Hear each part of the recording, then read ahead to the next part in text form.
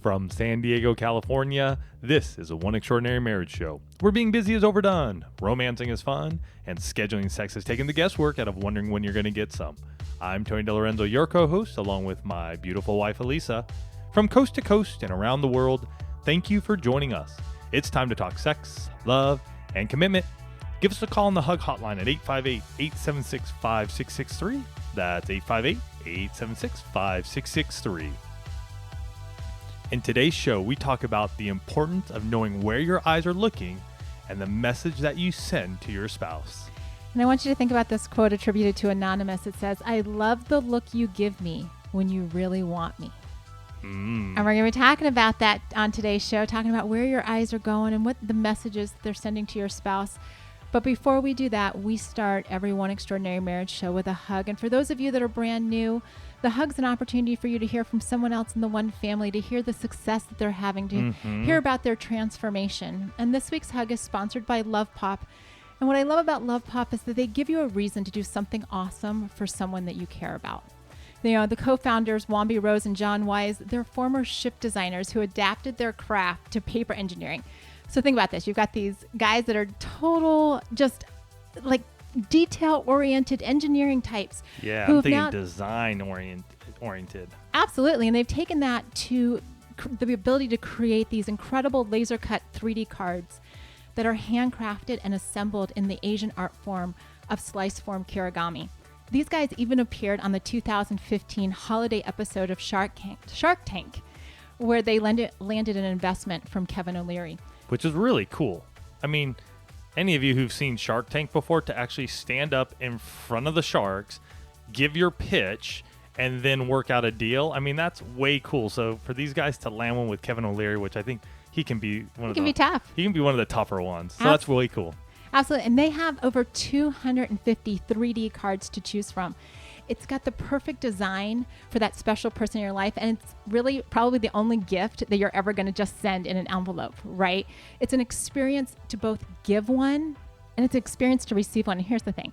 Like, as I was looking through all their cards, because you know me, I'm looking at the romance ones, and they actually have one called the Love Bed Pop-Up Card, which when you open it up, guys, I'm going to tell you, there's a bed that pops up. And all I could think about was, what a great way to say, tonight's my night to initiate. And here you go. Totally. Here you go. I love that. Yeah, and you can order online. You can actually have a handwritten message included so that you can do this actually all from the convenience of like being in your PJs and sitting on your phone, which I know we're talking about being on the phone today, but this is a good way to use your phone. And they've created, oh my gosh, you guys, they've created more than 3 million magical moments, well on their way to 1 billion magical moment goal. So to enter the 2018 Love Pop Birthday Sweepstakes for a chance to win 50 of these amazing 3D birthday cards, go to lovepop.com/one. And this week's hug, guys, it comes from a Facebook message that we recently received, and it says, "Hello, beautiful people. My husband and I have been together for 6 years now. We have a 1-year-old. In the past 2 years or so, we haven't been so great. Arguments about everything, no sex, no passion, no nothing. Just no good. No good. Yeah. Just 5 days ago, I came across your podcast and I've already listened to 40 episodes. I'm addicted." Yeah, that's awesome. That's 8 episodes a day. Yeah, way to go. That's Love like it. 4 hours of content a day. Yeah. I introduced them to my husband and he has been hooked. We started our 7 days of sex challenge. Today is day 4, and let me tell you, we have never had so much love than in the last 2 years than in the last 4 days. You have changed our lives completely. It's like we are falling in love all over again. Thank you. Yeah, I love it. That's what it's about, right? Get on here, get hooked, start listening, and start implementing. You know, that's take action somewhere.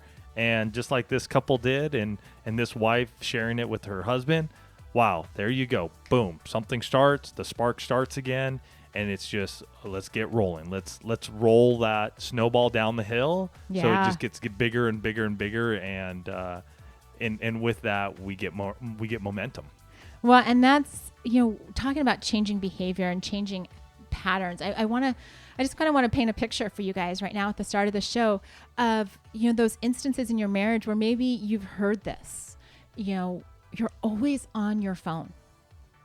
Why do you spend so much time on Facebook, ESPN, Pinterest, video games? seriously, just put your phone on the counter. Nothing's going to happen to it, and nothing will happen to you if you don't have your phone in your hand for a few minutes. Hello? Can you just look at me, please? I feel like I'm competing with some kind of screen all the time. And I wish that I could be a voice in your ear right now and just say, these have only come in from emails that we've received. I wish I could say that this had never been a conversation that we'd had in our own marriage, but that would be lying to you. Because the fact of the matter is that we've actually said these things to each other.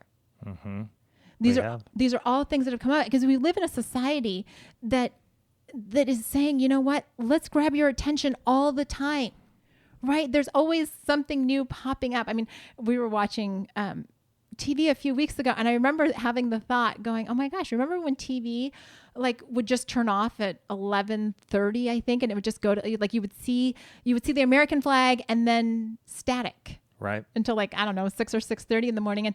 And now you, between the phone and the tablet and the TV, and there are just things competing for your attention and your eyeballs all day long, literally 24/7. Yeah. With, stations, I don't know if you call them stations, but platforms such as, Netflix and Hulu and, the HBO has their own and ESPN has their thing and, Disney and ABC, they all have their own deals out there, and you can get them. As you can tell, we don't watch a ton of TV. I know Sling. We have Sling, and we have the sports version of Sling, but and we have Netflix. So and it's one of those things where all of these things, we've become such a society that's all about images and all about what we see, to the point where, and we had this experience a couple weeks ago. You go out to dinner, and they bring your food to the table, and what's the first thing that you're thinking about? Oh, we got to take a picture and we got to show it and share it with all our friends. Right. Do we post it to Instagram? Do we post it to Facebook? What are we going to caption? And so all of a sudden, not only is your food sitting in front of you getting cold, but you've checked out of the moment with your spouse. True. Right. It's all about what else is somebody going to say. Well, and you got to think, man, that food's getting cold. And if you got that nice, bowl of chips with some good queso right in front of you, a good fish taco. Don't want that stuff to cool off and get cold. Eat it, man. Somebody made it for you. Appreciate that. We actually that night took a picture of the destruction that we'd done after we ate our food. But I bring that up because, we've become more concerned about posting the food than enjoying the meal, right? With the person that we're there with, right? It's all about, who's gonna like my post, who's gonna comment on it, who's gonna, what kind of interaction am I gonna get? And we forget that the whole point of being out on date night is to have interaction with the person that you're with. And we can raise our hands to this and speak truth into this because, believe you and me, we've been on enough dates where this has happened. Oh yeah, guys, this is not us saying that we've got this all figured out. I think about, the fact that we're more concerned with all the drama that's going on across the social media platforms. Like this person did this, or this person did that, or this going on over here, than we are in the drama and in the circumstances that are happening in our own marriages. Mm-hmm. Right? We're so focused on looking at somebody else's life that we're neglecting the life that we've been given when we stood up and we said, I do to this person. Mm-hmm. Right. And so we've got to, what we're looking at, where we're putting our attention, if you're not careful, it's causing a huge problem in your marriage. One that you may not even, until you're listening to this show, may not even be aware of. Because I know some of you, and I actually just had this conversation with a client last night. I was coaching, and the guy works 12 hours a day, 12-hour shifts, and because of his job, does not have access to his phone during the day. And he's like, Elisa, I don't get the luxury of being on my phone. I don't get the luxury of, checking out sports scores or doing this kind of stuff. I go, I totally get it. But it's got to be done within the framework of your marriage. It's got to be done so that it's not detrimental to the actual health of the relationship. Mm-hmm. Because we're so quick to be like, hey, wait, one more minute. I want to catch the end of the show, or I want to see what's coming up next, or, I'm just waiting for the score to update, or, I need to look at this Pinterest thing to figure out, my next recipe, my next craft project, my next whatever. And the truth is that every time our eyeballs are looking at somewhere else, folks, and they're not looking at our spouse, what's the message that we're sending? Some of you may be familiar there's a verse in the Bible, Matthew 6:21, that says, "For where your treasure is, there your heart will be also." And I really, it's a verse that I've known, but I wanted to really kind of give it that 21st century spin. And it says, "For where your eyes are, there is where you show what you value." Mm-hmm. Wow. Yeah. Right. So where are you putting your eyes? Because when I changed it, when I like started typing that, I'm like, okay, how do I make this contemporary? And I wrote that and I'm like, ouch. Like it was literally like a slap in my face, because if my eyes are always on the screen, always looking down, always engaged with someone or something else, then my value, what it's important to me is there on the screen. And if you have a spouse who's lashing out, who's frustrated with you, when you're on your phone, and it may not that they're trying to check it out or see anything of that nature, but if you take it from that context of for where your eyes are, there is where you show what you value. Show what you value. There's why your spouse may be upset and frustrated, because you're not showing them any value. You're not loving on them anymore. You're not respecting them anymore, because the screen in front of you is taking all of your attention away. And this can be in the house. Mm-hmm. This could be while you're driving in the car. This could be, while you're at a park, at the beach. This could be on a date. It could be when you're sitting for coffee somewhere. This could be in church. This could be in a number of different places where you think, oh, I'm just taking a little time to check out. And yet your spouse also sees that. Mm-hmm. And they're starting to put this together. Where's the value? Where's the value? And that, that can erode. That starts to erode the fabric and the foundation of your marriage. Well, and Tony brought up a few ones there that I know we've had instances in our own marriage, and it has come up in coaching conversations, right? The first one that I think of most often is one person's driving and one person's on their phone, right? Back in the olden days, it used to be one person driving and two people having a conversation. Right. And if you haven't picked up our book, Connect Like You Did When You First Met, this is a perfect way to drop your phone and just hold that book in your hand and ask each other questions. Now, understand, sometimes kids are in the car, but when it's just the two of you, what a great way to go, oh, wow, here's a perfect way for us to disengage from our phones and engage with each other. Absolutely. And it's looking at that and saying, how do I, what's the message I want to be sending to my husband or my wife? Right? What's that message? Because here's the thing. If you go all the way back to when the two of you first started dating, right? Remember the first look, right? It wasn't like the two of you held up your phones and I don't know, like put your phone images to each other. You actually had to make eye contact with the person. Well, unless they found each other on an online dating platform. That's true. We're so old that was not our experience. We actually had to make eye contact. Right, but even so, I mean, the first time you met each other, you still were making that eye contact with each other, which is what you're bringing up. Right. It's that there has to be some type of connection between the two of you that's fostered in those looks, right? Those are the looks that, when you're at a party and you're like making eye contact with each other and the look says it's time to go home now. Or you're making those looks that across a room that says, I love you. Right. There are those looks that we exchange as husband and wife that can't be replaced by anything that we see on a screen. It's simply impossible. And I know you guys have those. When your spouse raises their eyebrows and they put a little smile on their face, it's sort of like, oh, it's go time. Yep. Okay. Everything can be put on hold and we're gone. Or it's the fun smile that you just know. It's like, yep, it's time to go. Or guys, you have a wink. Mm-hmm. You may have this amazing wink that your spouse, she just knows when you do this, that it's like, okay, well, it's go time. It's go time. And it's looking at this and saying, and I hear it all the time, well, Lisa, I just want some downtime. I just want to relax. And the reality is that there's nothing wrong with relaxing. We all need it. We need our rest, definitely. This problem comes when how you're choosing to rest is literally sucking hours out of your marriage. Yeah. And I think even for me, as we discuss this, and I always think, what are you looking at?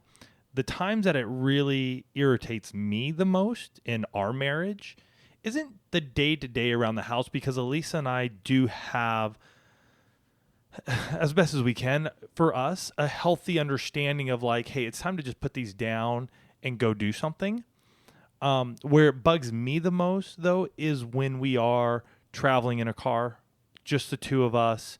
And I find that time is a prime opportunity for us to really dive into our lives and our marriage, work, other areas of our lives. And also the other place that bugs me is when we do know it is a date night, it's a special date night, and it keeps popping out.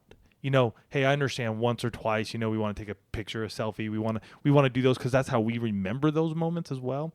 It's when it's continuously out or continuously looking at it for I don't know what reason. Like, if it's not the kids texting or calling, everything else can wait. Like, right. I don't think we need to check Instagram every 5 minutes to see if somebody liked the picture we posted. So those are for me and for you guys, it may be different.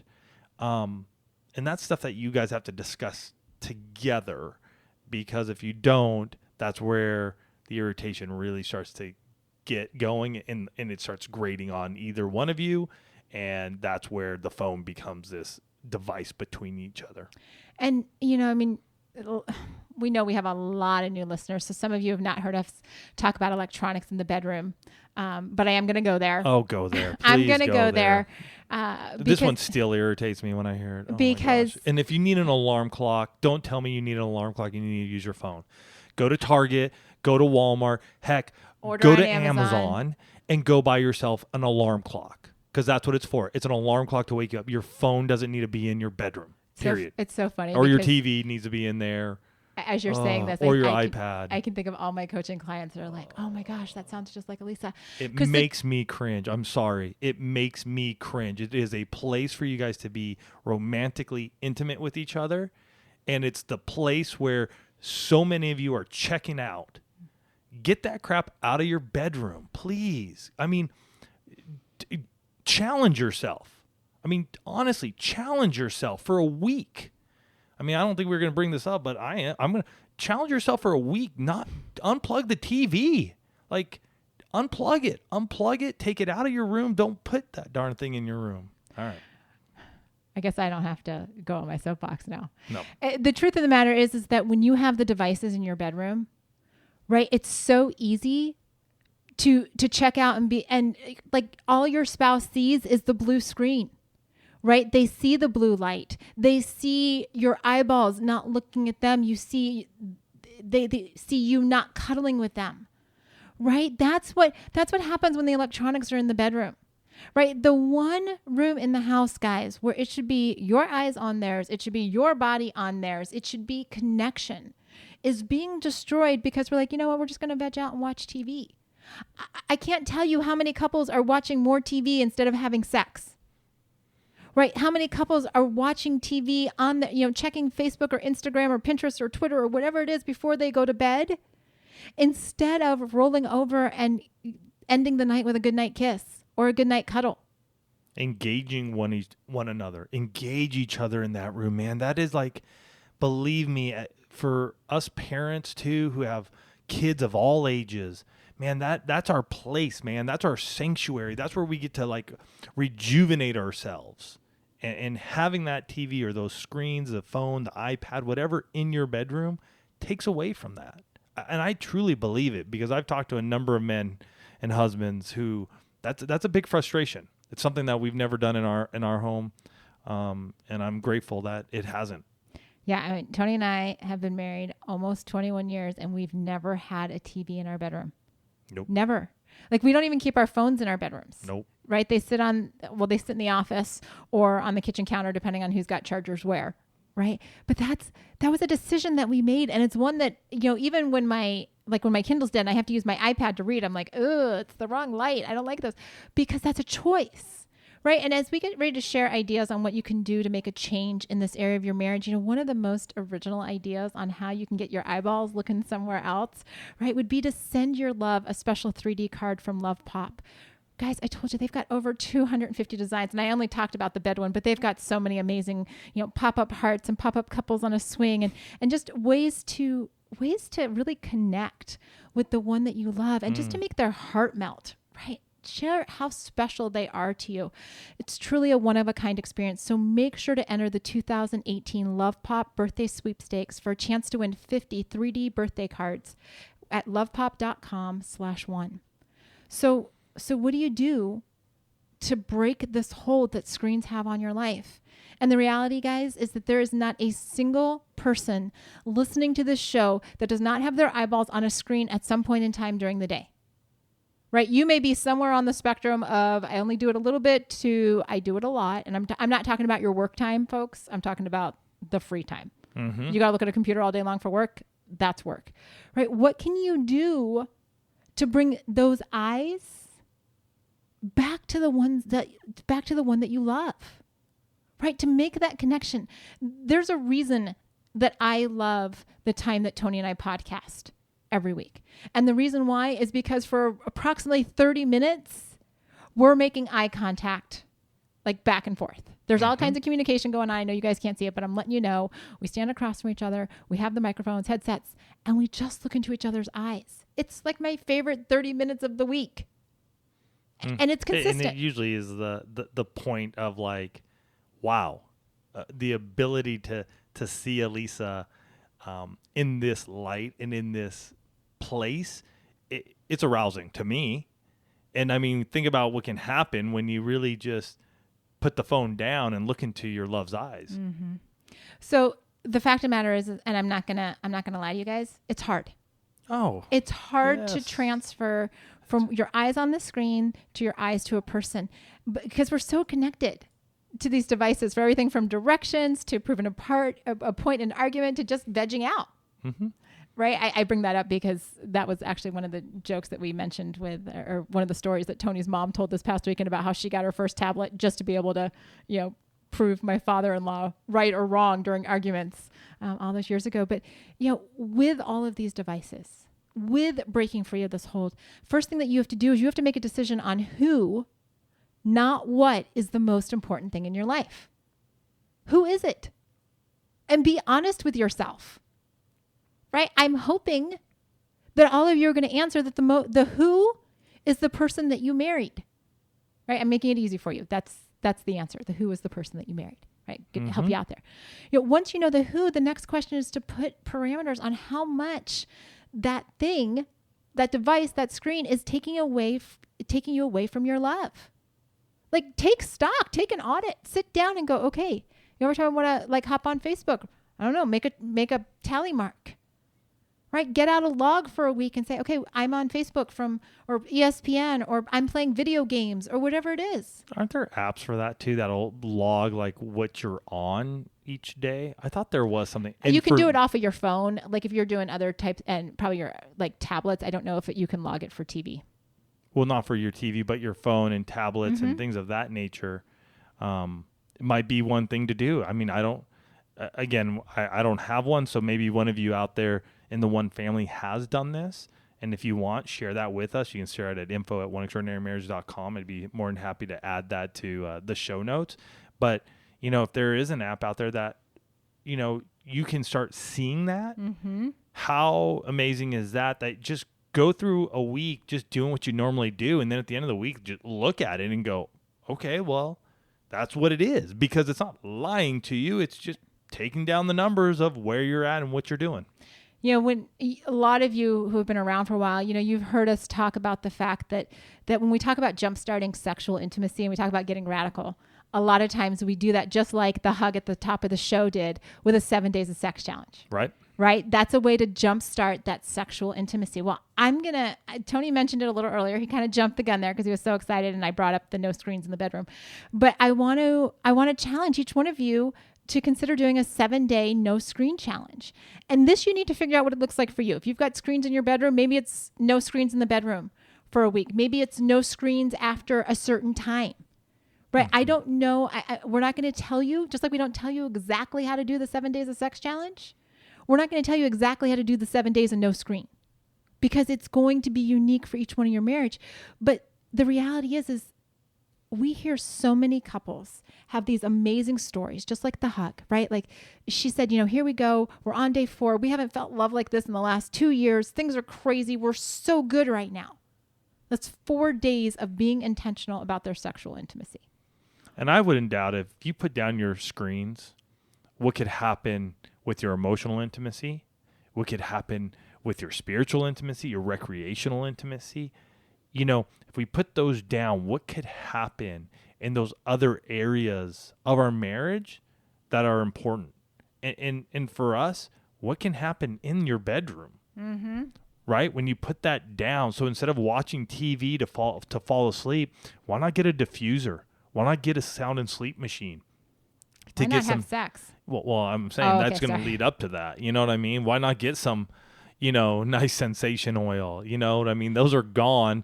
And so that you're leading up to it instead of sitting there watching your TV. Now, again, not saying you're doing that every night, but maybe in conjunction, you add the 7 days of sex challenge. Mm-hmm. It's a challenge. It's tough. Believe me, it is tough. And yet I do believe that there can be some massive breakthrough in a short amount of time, and you're going to learn a lot about each other. And then you can readjust. This isn't a forever thing. Right. This is a right now thing, so we can get reacclimated and readjusted to each other, get our foundation secure again, and then we can build from there. And we're actually going to be doing this challenge in the Position of the Month Club this month. And so some of you may be thinking, you know what, Elisa, I'm not sure how to do this, right? Like, I'm not sure what that commitment's going to look like. I'm not sure what kind of, how do I stay accountable to doing this, right? Like when we talked about with the 7 days of sex challenge in the past. And so if that's what you're looking for this month, as the members of the Position of the Month Club embark on this challenge collectively, we'd love to have you join us, right? Come and check it out at positionofthemonthclub.com, because we're going to have, pledge statements for you to make to your spouse. We're going to have the accountability. And yes, we're even going to have certificates of achievement for those that complete their 7 days honor system, right? But here's the thing. When you make the decision to put the screens down, and to say, you know what, I've identified who, not what, is the most important thing in my life. And if that person's been identified to me, then I better be the one looking at that person more than anyone else. I better be giving that person my attention. My love deserves my attention. They deserve my eyeballs. Mm-hmm. Because I can't just give lip service to the fact that my spouse is the most important person. I've got to show them. We talk almost every week about the fact that love is an action. One of the actions that your spouse needs from you is they need to see your eyes. They need to see your eyes, just like I read in the quote at the beginning of the show, talking about the fact that I love the look you give me when you really want me. When you're looking down at a screen, there's nothing in your look that says you really want them. When you make that eye contact and you do maybe that little, one eyebrow up kind of look, or maybe the eyes get a little more closed because that's your bedroom eyes or whatever the look is, that they know in that moment, you know what? He wants me. She wants me. There is nothing like seeing the look of desire and love from your spouse. Mm-hmm. And this is the week to bring that look back in. To be thinking about what it's going to look like to do the 7-day no screen challenge, to say, you know what, we're going to join Position of the Month Club this month because we want to have the accountability, right? Take action this week to get those eyeballs up off the screen and looking at your love. Yeah, I love that. And this is a tough one for all of us. And believe you and me that Elisa and I are right here with you. And we don't bring things up that are just about you. It's about us too. And so we're right there at that place. Wherever you are, though, take this week and put the screen down. Put the screen down and look at your spouse like you did on that wedding day. When you looked into their eyes and you vowed to be their husband or their wife forever and ever. Look at them again like that. Because you know what? We all want that look. We all want to know that we're cherished and that we're desired, that we're respected and we're loved. Your challenge this week is to look at your spouse like you did on your wedding day and let them know that you love them more than you love the screen that you're looking at. We love you guys. Have a fantastic week, and we'll catch you next week. Love you guys.